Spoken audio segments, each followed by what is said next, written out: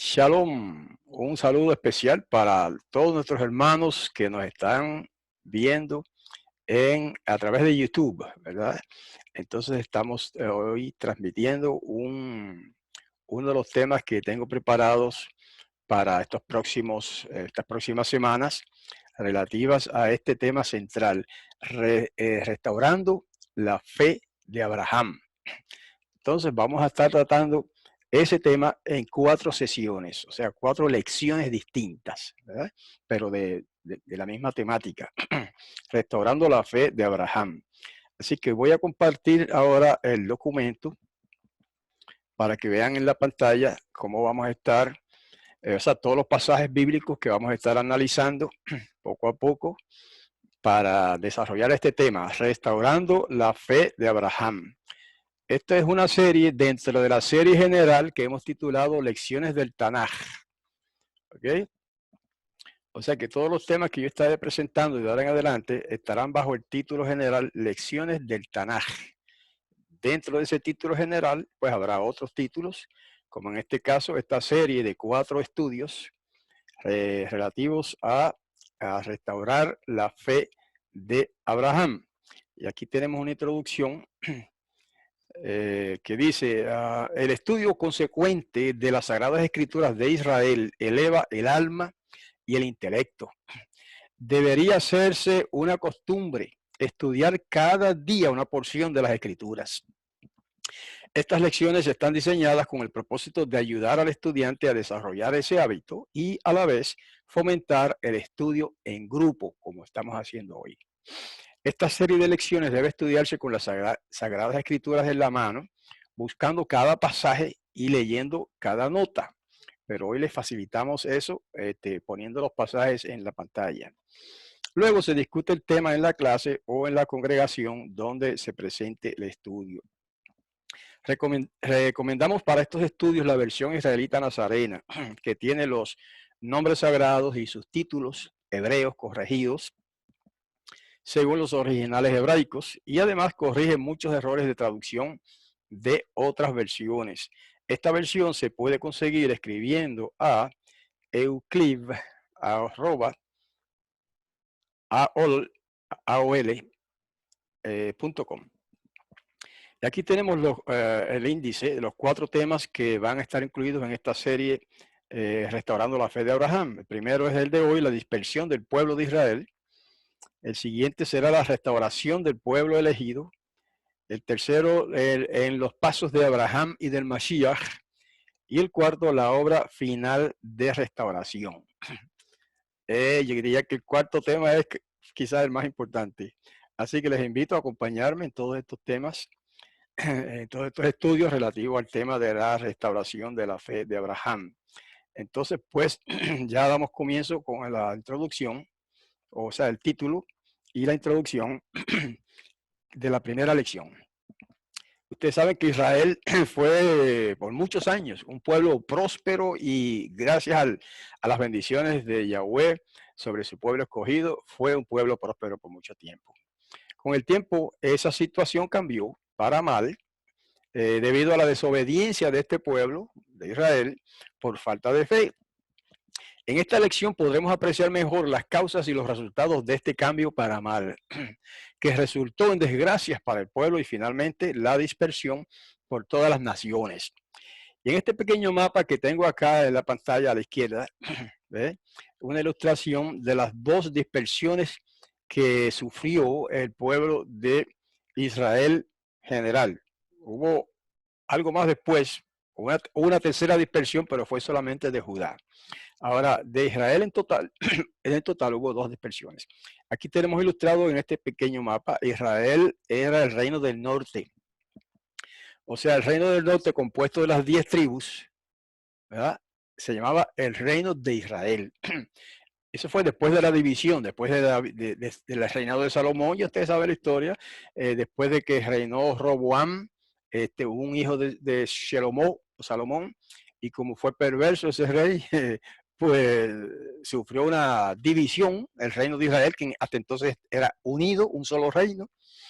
Entonces, por Jeroboam o Yerobam, como se dice en hebreo, Jeroboam causó esa división y se dividió el pueblo, o la nación, en dos naciones. Israel al norte y Yahudá al sur. Ahí está en el mapa ilustrado de esa manera, ¿verdad? La capital del reino del norte era Samaria, que en hebreo se dice Shomron, y la capital del sur, del reino del sur, era Yahudá, como ven acá en el mapita. ¿Ok? Ahora, el reino de Israel, o sea, el reino del norte, llamado Israel, que se componía de 10 tribus, fue llevado en cautiverio o en exilio a Nínive. Bueno, a Siria en general, pero muy especialmente a Nínive. Y esto sucedió en el 722 antes de la era común. ¿Ok? Después de un tiempo, el reino de Judá siguió ahí, en su tierra, al sur de Canaán. Pero también sufrió un exilio, una deportación, un cautiverio. En el año, está aquí ilustrado también, a Babilonia fue ese exilio en el año 586 antes de la era común. En este mapita ustedes pueden ver, acá a la izquierda tenemos el mar grande, que era como se llamaba antes, y ahora se llama el mar Mediterráneo. Y acá abajo, en el centro, tenemos lo que se llama el mar Muerto, ¿verdad? Que antes se llamaba el mar de la sal. El mar de la sal, de pronto me escapa el nombre. El mar salado se le llama también, y el mar muerto, ¿verdad? Entonces, fue el 586 antes de la era común, y ahí tenemos ilustrado en ese mapa los dos de exilios, las dos deportaciones del pueblo de Israel en general, primero de Israel de 10 tribus y después de Yahudá o Judá. Ok, ese es el trasfondo del estudio de hoy. Y en parte también el resto de los 3 estudios más acerca de la restauración de la fe de Abraham. Pero empezamos por ahí con la dispersión del pueblo de Israel, que es el pueblo de Abraham. Abraham fue que dio origen a través de su hijo Jacob, especialmente, dio origen a esas 12 tribus de Israel, que se llaman las tribus de Israel. ¿Ok? Entonces, ya como es mi costumbre, siempre me gusta hacer los estudios con el estilo de preguntas y textos y respuestas, ¿verdad? Entonces, lo que llaman el sistema socrático. Simplemente preguntas y respuestas, sin muchos comentarios. Sí, analizaremos algunas cosas, ¿verdad? Pero damos la pregunta y entonces leemos inmediatamente el texto bíblico se supone contiene la respuesta de esa pregunta, y entonces analizamos brevemente cada una de las partes. ¿Okay? Así que comenzamos con la parte 1. ¿Qué predijo el Todopoderoso mediante el profeta Amós que le ocurriría al pueblo de Israel? Eso estaba predicho ya. Amós 9:9 dice: porque daré la orden para zarandear a la casa de Israel en todas las naciones, como se cierne la arena en un sedazo y no cae ni una piedra al suelo. Esa verso tiene otra manera de traducirlo, ¿verdad? Se puede traducir de dos maneras. La otra manera dice más o menos, citando de memoria: daré la orden de zarandear a la casa de Israel en todas las naciones, como se cierne el trigo en una criba, creo que dice, un sedazo, y no cae ni un grano al suelo. De las dos maneras que se entienda o que se traduzca es correcto. A diferencia del cernido de arena, el cernido de trigo tenía un propósito diferente. Vamos a analizar eso. Los agricultores antiguos echaban el grano de trigo en una criba, ¿verdad? Es como un sedazo, pero con un marco de madera, y lo lanzaban repetidamente al aire. Lo lanzaban así, poco a poco, para que el viento pasara, de manera que el aire, ¿verdad? El viento se llevaba las pajitas y dejaba solamente lo que es más pesadito, que era el grano de trigo. ¿Ok? El zarandeo en Israel se realizó mediante la dispersión del pueblo entre las naciones. La promesa divina fue que ninguno se perdería, así como ningún grano se pierde cuando se zarandea bien el trigo. Y así como se recoge luego la arena cernida para un uso constructivo, de cualquier manera que se interprete el pasaje, aplica igual. ¿Ve? El zarandeo, si se trata de la arena, pues lo que queda en la criba es o en el cernidor, es la piedra grande. Entonces la arena fina, que es la buena, pasa por el sedazo ese y cae abajo, entonces uno la recoge. Esa no se pierde, esa se recoge. Entonces lo que se bota es la piedra que queda en la criba o en el sedazo. ¿Ven? Que como quiera aplica igual. Ahora, hay una aplicación incorrecta de esto en algunas iglesias cristianas. Sin especificar necesariamente la iglesia, probablemente ustedes saben, que se dice los predicadores de esa iglesia y que ellos esperan que eso suceda en el futuro y dicen que está sucediendo ahora también. Ellos dicen que el zarandeo se refiere a la iglesia y se refiere a la situación de que los que son falsos miembros de la iglesia se van a ir, van a ser echados fuera, como la paja del trigo, que se va fuera de la criba por el viento, ¿no? Por el soplo del viento. Mientras que son los verdaderos miembros de la iglesia, esos se quedan en la iglesia.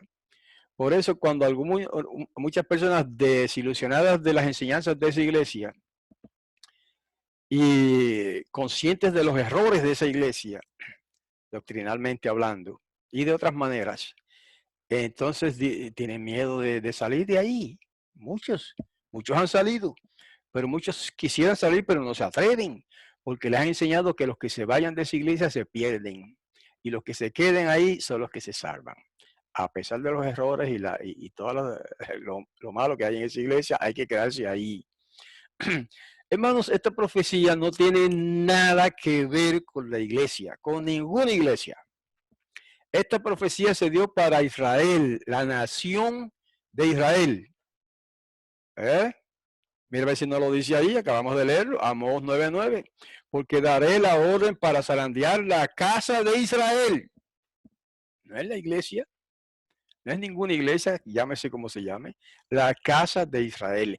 Y de hecho esas mismas iglesias son las que dicen, no, nosotros no somos judíos, no somos israelitas, eso es, esos mandamientos de la ley, eso era para los judíos.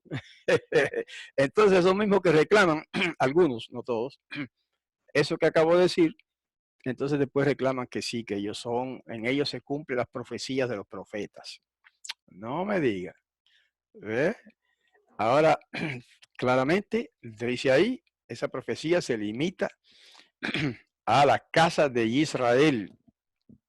Es más, se limita a las 10 tribus, que son la casa de Israel. Y luego vamos a ver un poco más del cumplimiento de parte de esa profecía. Vamos entonces al punto número 2.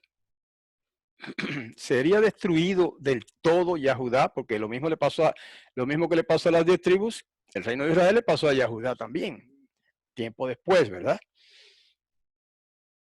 Bueno, ahí está, Amós 9:8. Miren, dice, Adonai Yahweh fija su vista en el reino pecador, lo borraré de la faz de la tierra, pero no borraré totalmente a la casa de Jacob, declara Yahweh. Interesante. Ocurrió tal como dice el texto, hermanos. El reino del sur, Yahudá, fue restablecido en tiempos de Israel y Nehemías, cuando regresaron del exilio en Babel a la tierra de Israel. Ese fue el segundo zarandeo nacional, ¿ok? El primero había sido el de las 10 tribus del reino del norte, cuyo exilio duraría mucho más tiempo. Por eso dice esta parte de la profecía, lo borraré de la faz de la tierra, pero no borraré totalmente la casa de Jacob. No borraré totalmente la casa de Jacob, Yahudá, sino que sería borrado de la faz de la tierra la casa de Israel, las 10 tribus. ¿Qué quiere decir eso? Eso es historia. Eso es historia. Una vez que fue llevado cautivo el pueblo de Israel de las 10 tribus a Asiria, como pueblo desapareció. Eso no quiere decir que las personas se perdieron. Eso no quiere decir que las personas pues no se van a salvar. No, nada que ver con salvación. Eso quiere decir que como pueblo, ¿ah? Israel de 10 tribus desapareció. No se trató más como pueblo, no hubo más profetas para ellos o en ellos allá en el exilio. Sin embargo, el pueblo de Yahudá, que también fue al exilio más tarde, tuvo un profeta en el exilio que fue Daniel. Es una diferencia importante. Ningún profeta en el exilio de las 10 tribus de Israel se menciona en la Biblia. No confundan eso con los profetas que predijeron acerca de como Jeremías y otros, acerca de ese exilio. Yo estoy diciendo que de los que estuvieron en exilio de las 10 tribus, no nació un profeta allá en Asiria. Mientras que en Babilonia sí nació un profeta, o no es que nació, pero estuvo allí en Daniel, ¿verdad? Por lo tanto, hermanos, ese fue el primer zarandeo de Judá. Bueno, en general, ¿verdad? Porque estoy fusionando los dos exilios en uno. Primero, el exilio de las 10 tribus, Israel. Segundo, el exilio de Yahudá, las 2 tribus. Ambas cosas sucedieron en cumplimiento de esas profecías del zarandeo. Así que cuando le hablan de zarandeo de la iglesia, no se preocupen. Eso no tiene nada que ver con la iglesia. Y eso se ha cumplido y se está cumpliendo ahora mismo. Eso es lo que vamos a explicar hoy en el pueblo de Yahudá, que ya ahora se llama Israel otra vez, ¿verdad? Pero sabemos que es la casa de Yahudá. Pero no nos adelantemos, vamos a ir viendo este asunto paso por paso. ¿Ok? Así que, perdón, Israel de 10 tribus sería eliminado como pueblo, y hasta tendría su límite esa situación, pero no se dice en la profecía. Mientras que el pueblo de Yahudá no sería eliminado como pueblo, siguió funcionando como pueblo y fue restaurado como pueblo bueno, en esas fechas que vamos a entrar en eso más adelante. En el punto 3, o pregunta 3, ¿cuál fue la primera de las 3 causas por las que fue dispersado el pueblo de Yahudá? Dice que tratamos de Yahudá, no de Israel de las 10 tribus, porque de esto es que trata la profecía de Yirmeyá, de Jeremías.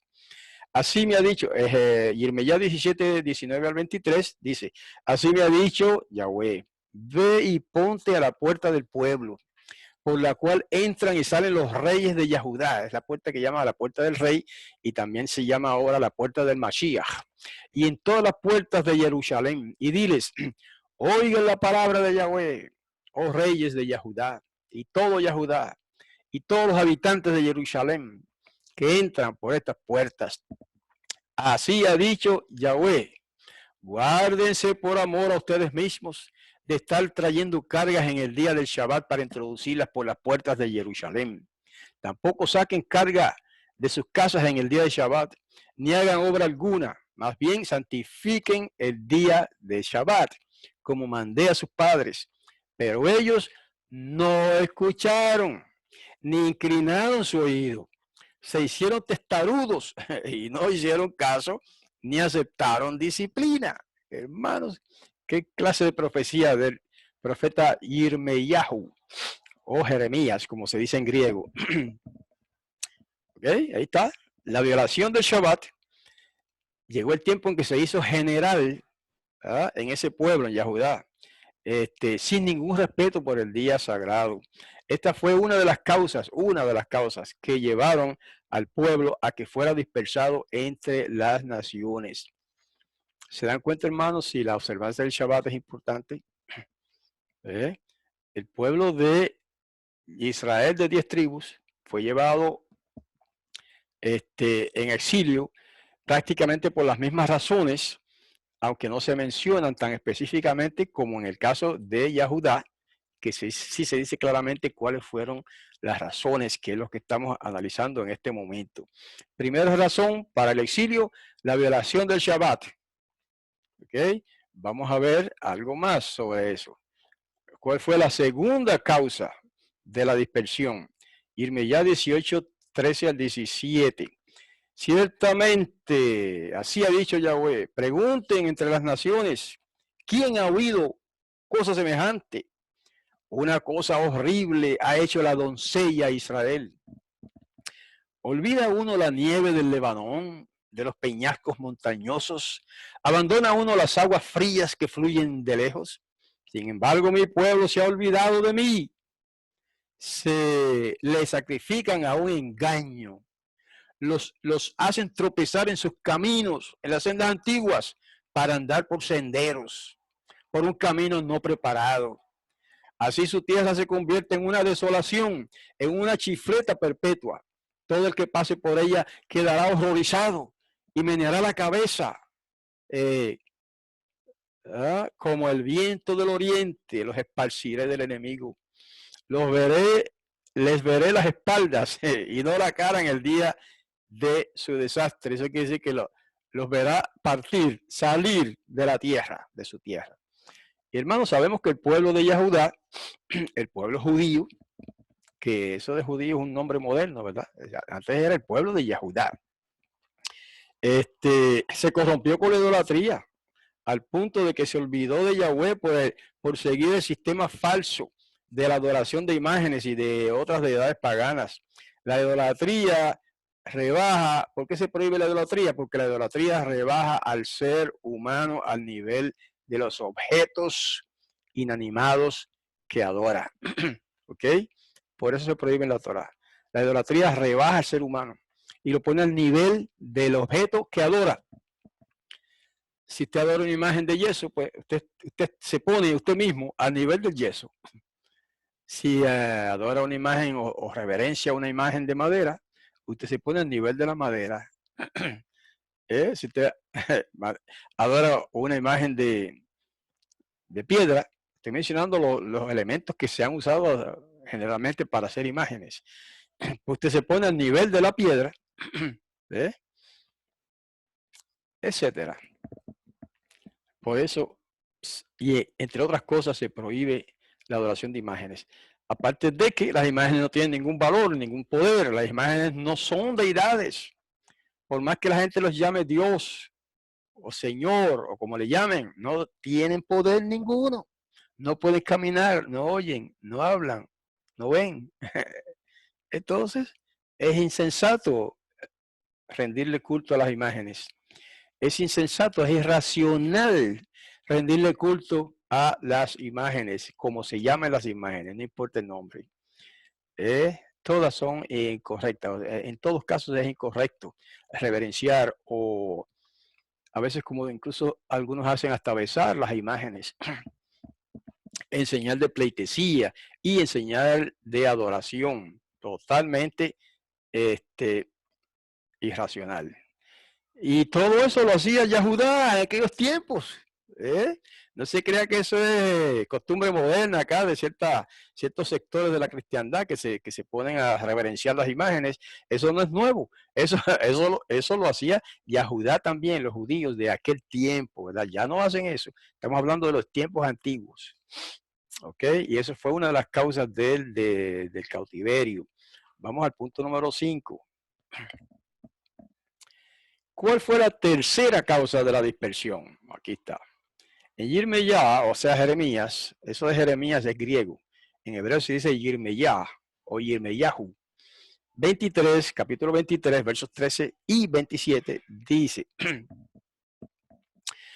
en los profetas de Shomrón, Shomrón es Samaria.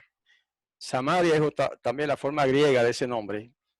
Shomrón es el nombre original hebreo de Samaria, del reino del norte, de las 10 tribus. Y dice, he visto algo repulsivo. Profetizan en nombre de Baal y extravían a mi pueblo Israel. Pero lo que he visto en los profetas de Jerusalén, ese Judá, es algo horrible. Adulterio y tratos falsos. animan a los malhechores, de manera que ninguno se aparta ni se vuelve de su maldad. Todos ellos son para mí como Sedom, que es el nombre verdadero de Sodoma, y todos sus habitantes como Amorá o Gomorra. Ciertamente así ha dicho Yahweh de los ejércitos acerca de los profetas. Los voy a hacer como ajenjo y beber un trago amargo. Perdón, lo voy a hacer comer ajenjo. Lo voy a hacer comer ajenjo y beber un trago amargo. Porque de los profetas de Jerusalén, ese es Judá, ha salido la impiedad a todo el país. Así ha dicho Yahweh de los ejércitos. No escuchen las palabras de los profetas que les profetizan. Ah, qué tremendo, hermanos. Y sigue diciendo, ellos los están engañando. Vamos leyendo por aquí. Las profecías que dicen son de su propia mente, no de la boca de Yahweh.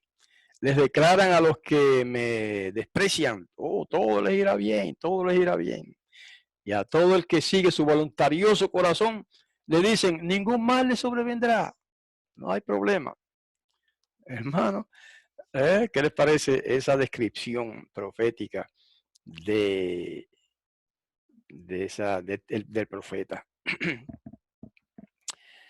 Bueno, la profanación del nombre sagrado fue la sustitución de la adoración de Yahweh por la adoración de Baal.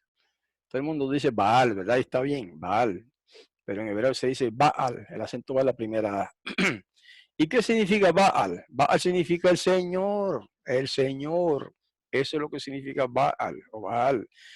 Ok, adorar a Baal o al Señor en lugar de Yahweh es una degeneración espiritual que corrompe a muchos pueblos en este mundo. Usted va casi a cualquier iglesia o a cualquier religión, aún fuera del cristianismo. ¿Y de qué hablan? El Señor creó todas las cosas. El Señor está con nosotros. El Señor, el Señor, el Señor. ¿Y quién es el Señor? ¿Cómo se llama ese Señor? Eso no se le enseña a la gente.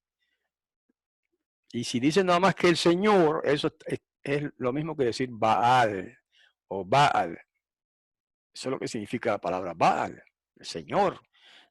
Pues mire hasta dónde ha llegado la corrupción, no del pueblo, de los maestros del pueblo, de enseñarle a su gente a adorar al Señor, ¿verdad? En vez de decir cuál es el nombre del Creador y el nombre correcto, porque algunos que dicen el nombre dicen otro nombre que no es el correcto. Como ya todos sabemos y está demostrado plenamente que la palabra Jehová o Jehová es un nombre equivocado. Por más que lo digan algunos eruditos por ahí, no tienen la razón. Se ha demostrado contundentemente, sin lugar a dudas, que la palabra Jehová es incorrecta y que el nombre correcto del poderoso de Israel es Yahweh o Yahvé. Ahora, ellos siguen, con excepción de algunos que usan un nombre, aunque no sea el correcto, la mayoría de la cristiandad sigue adorando a un tal el Señor, como si eso fuera un nombre. ¿Por qué no lo llaman todo el tiempo el Creador? A veces lo llaman el Creador, pero raras veces. ¿Por qué no lo llaman el Todopoderoso? Raras veces. ¿Por qué no lo llaman el Eterno? Pocas veces. ¿Por qué no lo llaman el Altísimo? Muy pocas veces. Siempre están hablando del Señor, el Señor, el Señor, porque tienen ya en su mente la adoración de Baal. Esa es la razón, queridos hermanos. No lo decimos para ofender a nadie, al contrario, lo decimos para que abran los ojos y despierten a la realidad de la verdad bíblica. ¿Ven? Así que la adoración del Señor es una adoración vana. Primero, porque no le dice cuál es el Señor, cuál es su nombre. Segundo, porque así mismo le llaman a los paganos a sus deidades falsas, a sus ídolos. Se le llama también el Señor.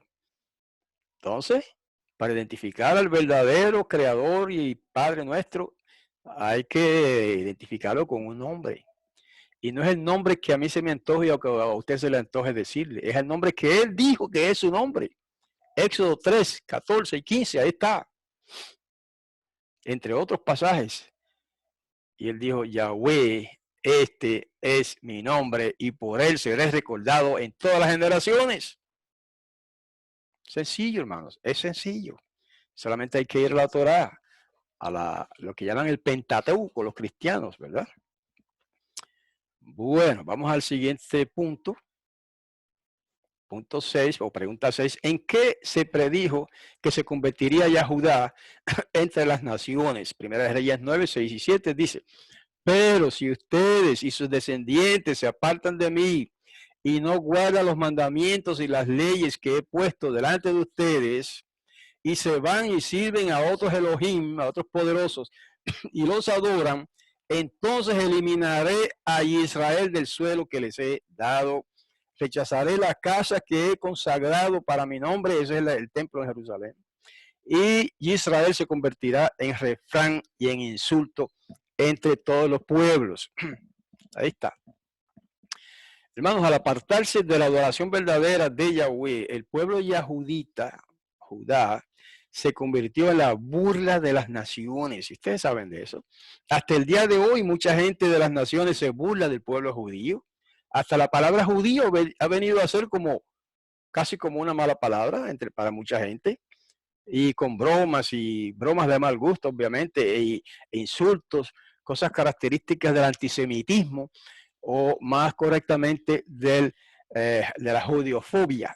Eso es lo que impera en muchas naciones y desgraciadamente en algunos grupos religiosos cristianos también hay mucho de eso de judiofobia. ¿Ok? Pero quizás hay mucho más que decir sobre eso, pero tratamos de abreviar. Vamos al punto 7. ¿Qué dijo el Mashiach, Yahoshua, sobre la desolación final de Yahudá? Eso está en Lucas 21, 22 a 24.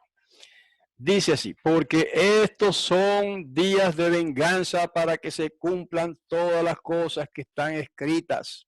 Palabra del Mashiach. Por de las que están embarazadas y de las que críen en aquellos días, porque habrá grande calamidad sobre la tierra e ira sobre este pueblo. Caerán a filo de espada y serán llevados cautivos a todas las naciones. A Jerusalén la pisotearán los gentiles hasta que se cumplan los tiempos de los gentiles. Ay, ay, ay, tremenda profecía de el Mashiach, de nuestro maestro y salvador Yahoshua o Yeshua. Ok, ahora vamos a hacer a manera de resumen a esbozar la historia de eso, del cumplimiento de esa profecía. Pero si me permiten, voy a tomar un poquito de agua.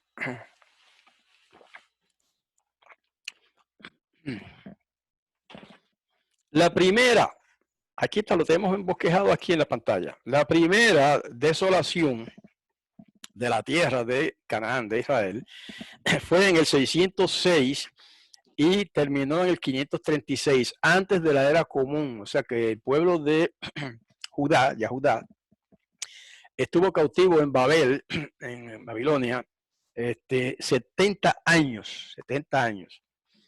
Ahora, la segunda, hablando del pueblo de Yahudá, ya el pueblo de Israel de 10 tribus desapareció de la escena como pueblo, ¿ok? Por lo tanto, estos dos exilios se trata del pueblo de Yahudá, las dos tribus, Judá y Benjamín.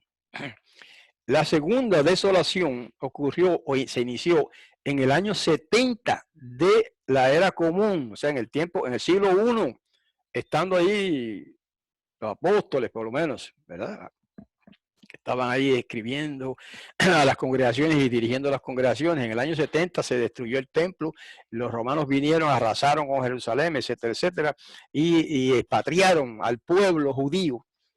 Muchos huyeron antes de eso, los que hicieron caso a las palabras del Mashiach, que dijo, cuando vean cercada la ciudad de Jerusalén, huyan a los montes. Y todos los judíos que hicieron eso, que fueron los judíos nazarenos, los judíos que aceptaron a Yahoshua como el Mashiach, hicieron caso de esa advertencia y de esa exhortación y huyeron unos a una ciudad que se llama Petra, que era una ciudad hecha en piedra, básicamente, tallada en la piedra, por eso se llamaba Petra. Y otros huyeron a otras partes, de esa y otras partes.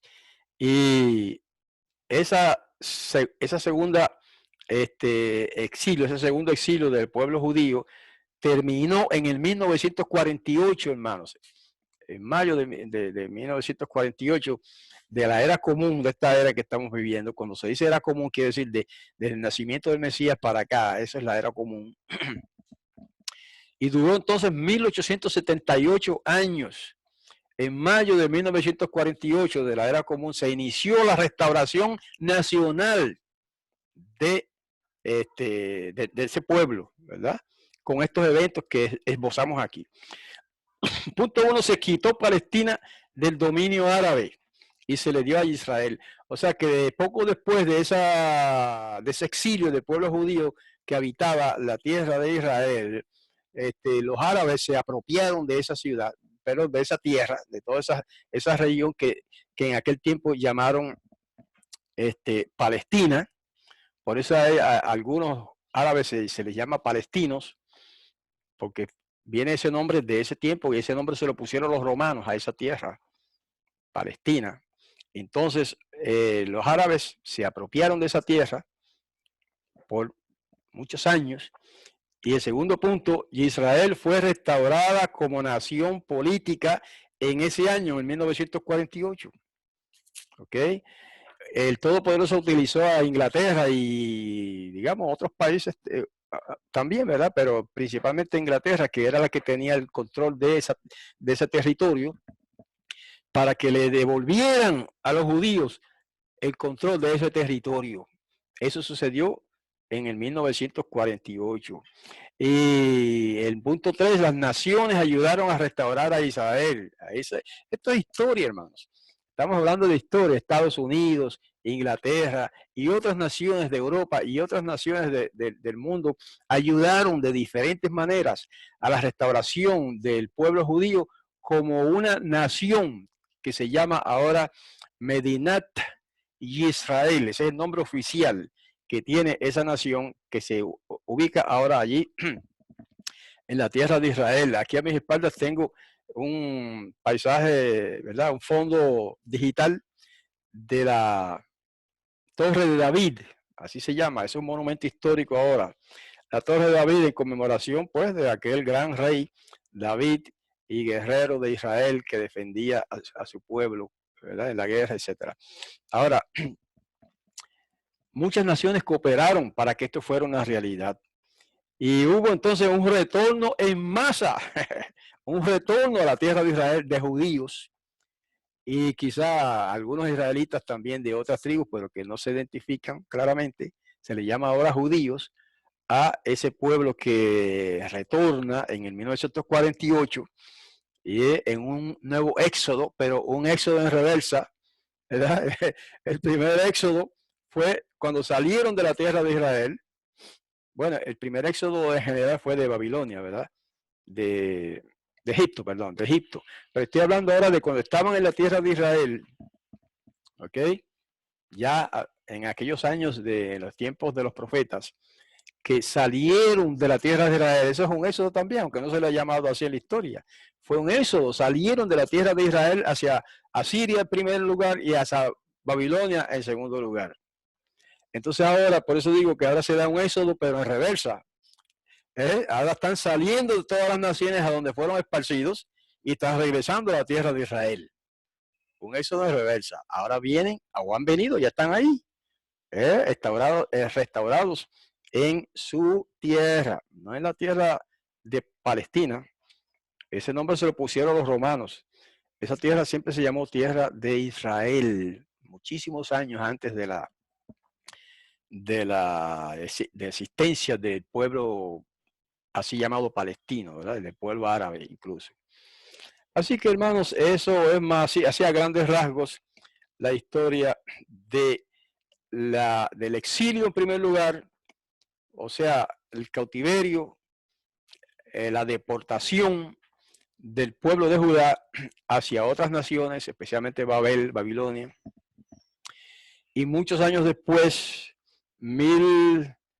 bueno, después hubo otro exilio en el año 70, ya lo mencionamos, y después de ese segundo exilio de Judá, en el año 70, pasaron 1878 años hasta el 1948, cuando se restaura el pueblo de Judá, los judíos, a la tierra de Israel, que es su tierra, ¿ok? Su tierra por designio divino, no porque a ellos se les antojó que esa fuera su tierra, por designio divino ha sido designada esa tierra, ese territorio allí pequeñito, entre el mar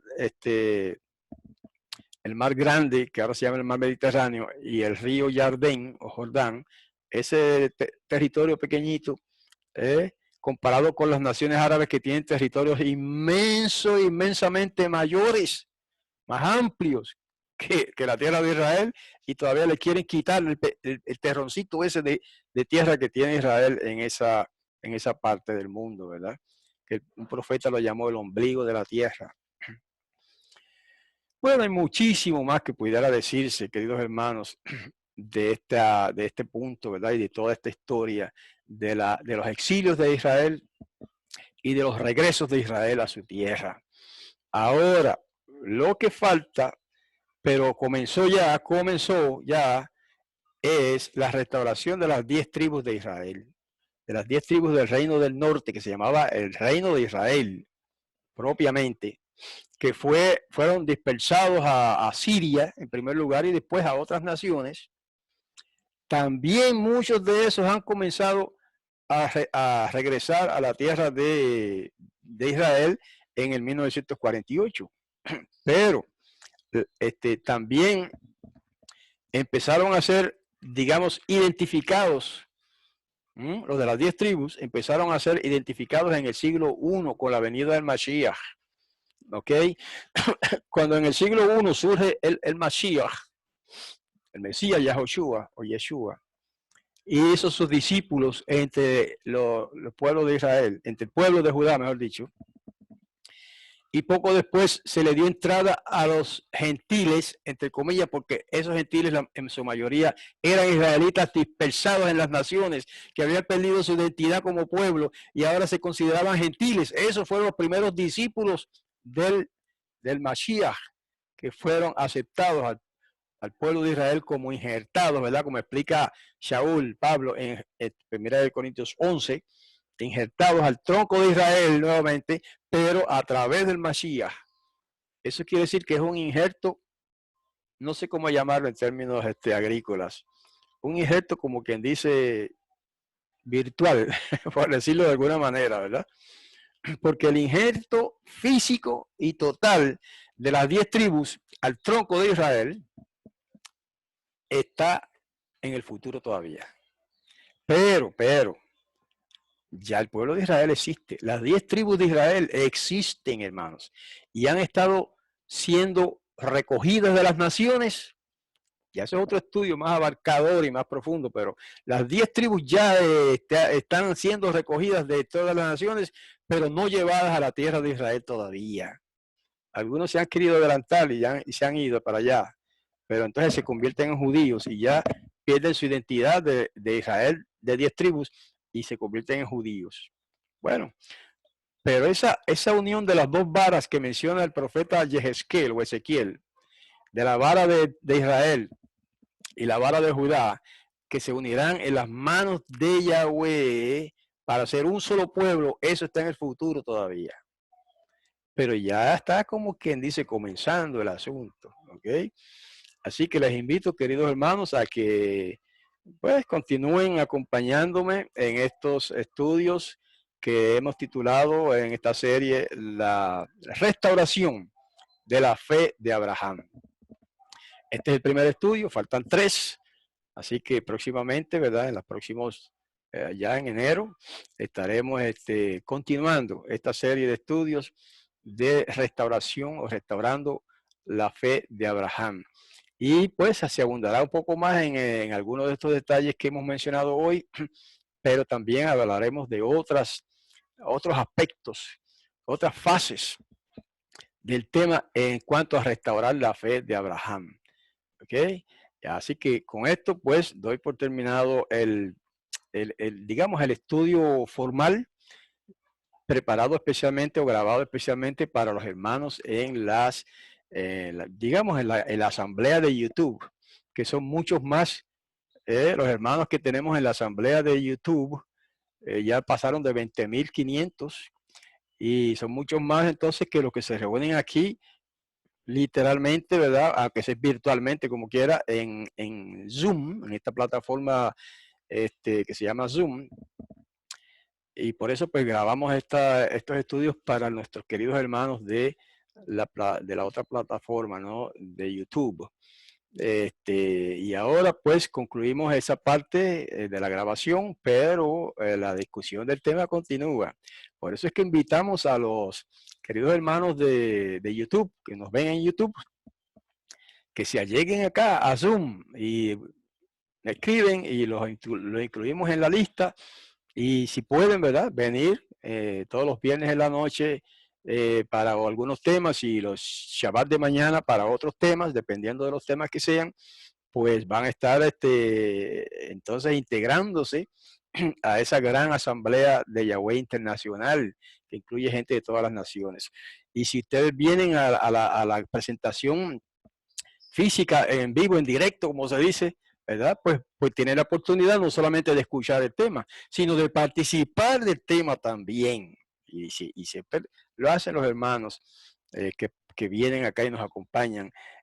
Participan con preguntas, los que tienen preguntas, y participan con comentarios, los que tienen comentarios relativos a lo que se está discutiendo en ese día, y tienen participación en términos de opiniones.